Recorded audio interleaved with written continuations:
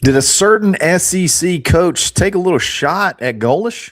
In the world full of podcasts, he's the undisputed heavyweight champion of hot takes, an Auburn sports homer, master of the boog, and message board legend. Get your buttons buttoned and your hats flattened because the Top Button Podcast is about to kick off. And you don't want to miss your courtside seat. Now, here's your host, Charlie Five. So we're back. It's another episode of the Top Button Podcast. I'm your host, Kyle Rush, a.k.a. Charlie Five, and we are ready to get after it. Did a SEC head coach fire a shot at Alex Golesh? We're going to break that down and what that means. What is an NFL system? What is a pro system as far as offense goes? We're going to talk about that. Jeremiah Cobb's really, really good. Had a highlight film release yesterday from the next round and just forgot how good some of those runs were, and he did it with absolutely no help. We're going to break that down. And then I'm wearing all black today. I got the all black hoodie. I got the black AU on my hat because we're in mourning over that tough basketball loss last night. Get the comments in the chat. Get it fired up. If you got any super chats, hit it in there, and I'll make sure to get to them before the end of the show. We're going to jump into all this in just a second, but let's give a quick shout-out to Ford Stokes with Active Wealth Management. Give him a call today and get a complimentary portfolio analysis, Social Security maximization report, and a financial plan to your 95th birthday, a $2,800 value. The one way you can make sure your money doesn't go to Alabama's NIL is to give it to Ford Stokes. That's the only other way I know. That's the only way I know, guys. Give it to Ford Stokes. Let him help you. Big Auburn guy. Show him some love. It's Ford Stokes with Active Wealth. I'm going to read the quote really quick. So this is from Steve Sarkisian. They had a press conference talking about Cam Coleman. Said that he's an awesome kid. He hasn't disappointed since he's arrived. The guy's going for it. He came here with real intentions. He wants to compete for a national championship, and he wants to put himself in the best position to get ready for the NFL. Here's the quote where kind of feels like a little bit of a shot. He came to a pro-style offense for a reason. Okay, that's interesting because he just left an offense, and you know, technically he wasn't in it, but Auburn just hired Alex Golesh, a guy that puts up a ton of numbers. Puts up a ton of numbers for wide receivers. Runs a more up-tempo, spread-heavy passing attack. So was he just kind of pumping up Texas there? Or was it a kind of a shot at Alex Golesh's system? Hey, that one's not really going to get you ready for the NFL. He saw this one and wanted to come be part of a more pro-style system. What do you think? Let me know in the chat. Do you think it was a shot, a little bit of a shot? Look, here's the deal. If it's a shot or not, we need to break this down because I'm not even sure that the pro-style argument deal works anymore. When a coach says, come play for us, our offense is more pro-style, what they're insinuating to me is, you know, we translate better to the NFL. We're more sophisticated. That's the big one. We're more traditional. We're more complex. And by contrast, when they talk about spread systems, it's typically like, oh, that's gimmicky, it's simple, doesn't translate, it's stat padding. That's the undertone that I get when I hear comments like that. So then the real question becomes, is Golesh's offense something that doesn't prepare receivers for the NFL? Because that's kind of what it sounds like. But this is the big problem, though. The NFL model under center, you know, West Coast, 1998 football, that's not football anymore in the NFL. That's not what they run anymore in the NFL. Most of the teams, the best offensive teams in the NFL, they're shotgun every single snap. Their spread as wide as you possibly can spread. Motion heavy. RPOs. That the Eagles just won a Super Bowl a couple of years ago, and they said that they integrated 30% of their plays to be RPOs to help Jalen to help Jalen be a little bit more successful. The Chiefs, heavy RPO team. The Bills, heavy RPO team. All these teams that you see can always in the playoffs. These are spread out attacks. So when someone says pro style, what do you actually mean? Are we talking about an actual, the reflection of what's going on in the NFL? Because it's anything but that. Let's talk about Alex Golesh. Let's talk about the offense for a second. Look, yes, there's no doubt about it. He spreads wide. He runs tempo. You're going to have really, really wide splits. You're going to go vertical a lot. You're going to get a lot of guys in space. And you're going to put defenders in conflict, okay? That doesn't sound that gimmicky to me. For a receiver, what that means is you got to win quick. You got to be able to get off the ball. You got to win quick. You got to be able to create separation in space. You got to be able to understand and read leverage, because a lot of the routes are option routes, which, by the way, when you go into the NFL, you're going to run a lot of those as well. You have to be able to adjust on the fly. Those are all NFL receiver traits. The NFL, they value separation. They value spatial awareness more than just lining up and running an old play action and being able to get open and having plays drawn up for you to, get on certain defenders. I don't know. I just think there's this outdated stereotype. There's this outdated stereotype of what an NFL pro-style system anymore. And let's talk about something that's even further about that comment from Sark.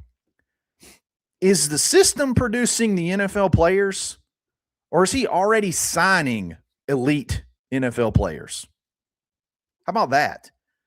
Are we actually taking kids and maximizing them to their best of their abilities? Are you already getting those guys? I mean, is the system creating Ryan Wingo, a top 40 player in the country? Or is Ryan Wingo just a top 40 player in the country and he's going to be pretty damn good no matter where he goes? Is Xavier Worthy, was it the system, the NFL system, that took a top 20 player in the country and made him great? Or was it just that he was a top 20 player in the country that became great? That's another thing. How impressive is it to go ahead and take high 4 and 5 star guys and let them do high 4 and 5 star things? Is it, again, how impressive is that versus, let's look at what about a Keyshawn Singleton? What about a Keyshawn Singleton who had whopping offers from Wake Forest, Marshall, Liberty, and Minnesota? What would be more impressive next year?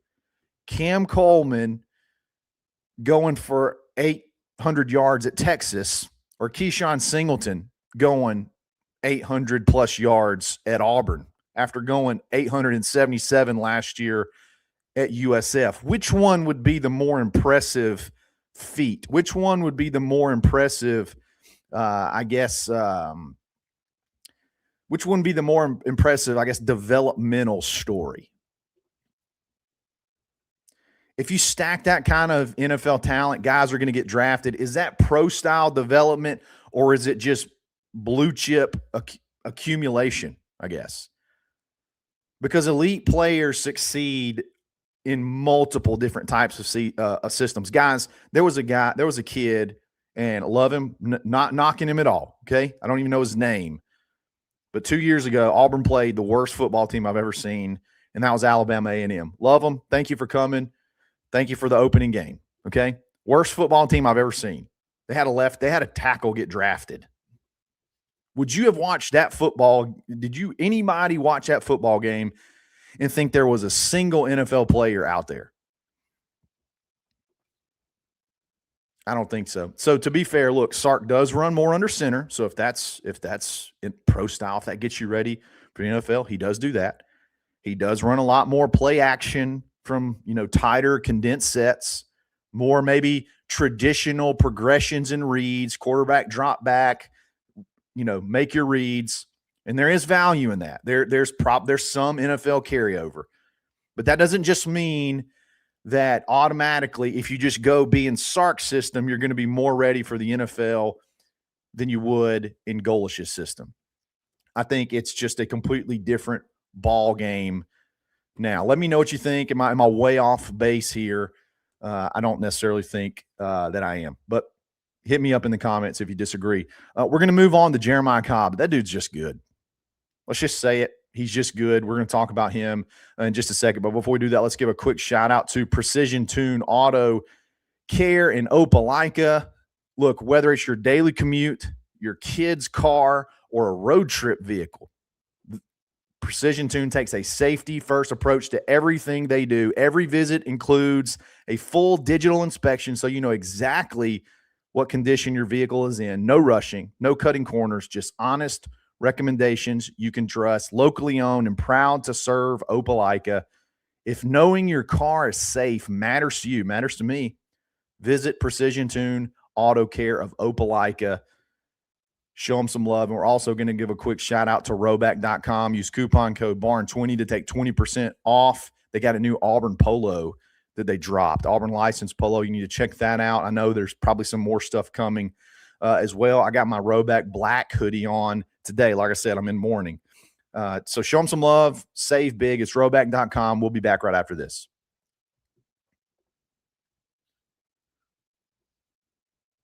Let's talk about Jeremiah freaking Cobb for a second. As forgettable as last season was, okay? As forgettable as last season was, unfortunately, some of the guys that had great seasons in there should not be forgotten, okay? And Jeremiah Cobb quietly had an unbelievable football season last year. In the next round, again, follow them on Twitter. They put a highlight film of some of his best runs, and I forgot about a lot of those runs from last year. One in particular was the Oklahoma game where almost nothing went right. Breaks a tackle, gets hit low, does a spin move off, and goes for 40 or 50 yards, one of the bigger plays of the game. And it seemed like he had multiple of those per game. The highlight film was really good. A lot of very impressive runs. Man, when he puts his foot in the ground and makes that first cut, special things happen. And he did that with no support or balance in the passing game. And then here's another point. I want to rehire Hugh Freeze, okay? I want to rehire Hugh Freeze so I can fire him again for not getting this kid to 1,000 yards. We let go into the last two games of the season. He's less than 100 yards away, and you're playing Mercer. You're playing Mercer, and he has 30-something yards. That is abuse is what that is. How are you not aware? How are you not at least conscious? How do you not have somebody in your ear that says, hey, let's bust Cobb over 100 today and get him to 1,000? Should be easy. And now you have a 1,000-yard rusher you can point to. You couldn't even do it. He had 969 yards rushing. You were 31 yards short. With 2 games left, all you had to do was get 90-something yards. You get 100 yards in 2 games, and you got a 1,000-yard rusher. He deserved that. He was a beast last year with absolutely no help whatsoever. I'm so excited to see what it looks like when you do have those option plays where Brown can keep it and watch that defender in conflict. Who do I take? Do I go get Cobb, or do I take this quarterback that could house it at any point in time?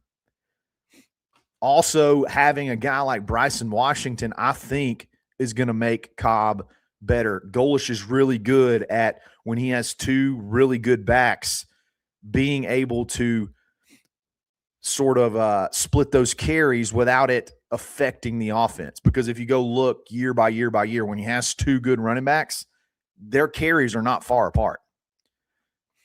So I want Cobb to be the feature. I know Bryson is just as good, and he can be great too. But, man, I really want – I feel for Cobb and what he's been through. I want him to get to that plateau. I want him to cross that 1,000-yard mark. I want him to finish out his career at Auburn really, really strong because, man, he worked so hard last year. He worked so hard last year, and we just could not support him. So, fun highlight film to watch. If you got a minute and 30 seconds, go follow them and have fun watching that one. All right. I don't want to do this. I don't want to end on this note, but I think that was the worst loss of the year. I really do. I think that's the worst loss, even more so than Mississippi State, because every so often you can kind of chalk up a guy going unconscious and be like, I mean, what do you do?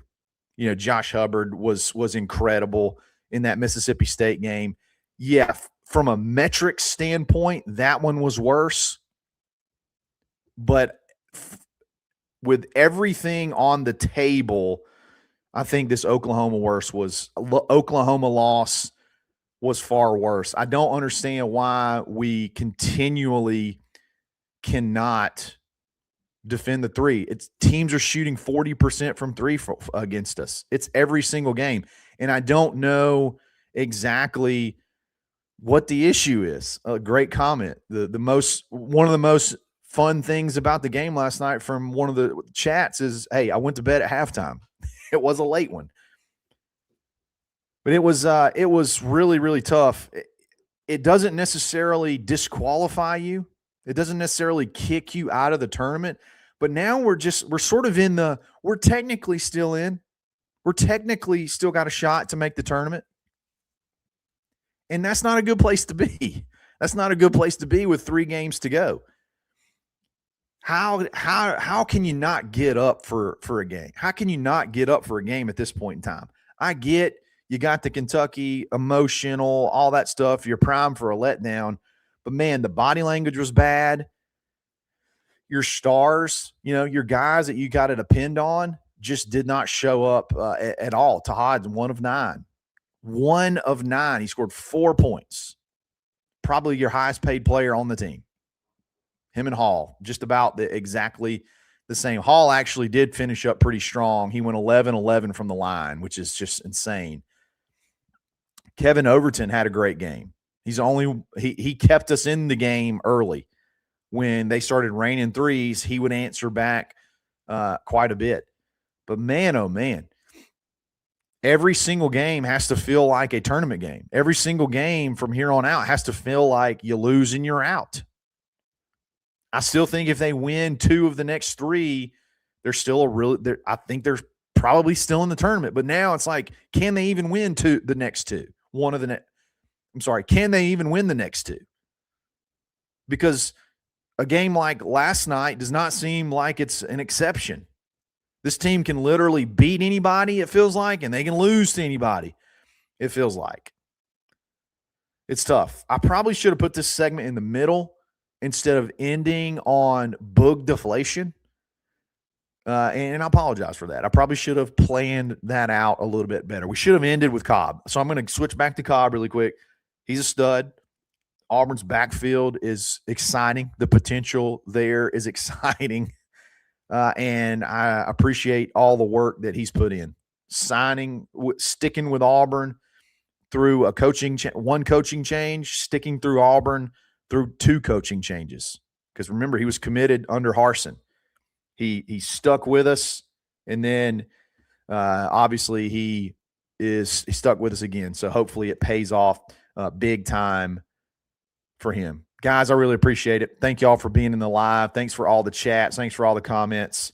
We're going to be doing this every single day, so we really appreciate it. We'll be back again tomorrow. It's another episode of the Top Button Podcast. Stay buttoned. Thanks for listening and drive home safely.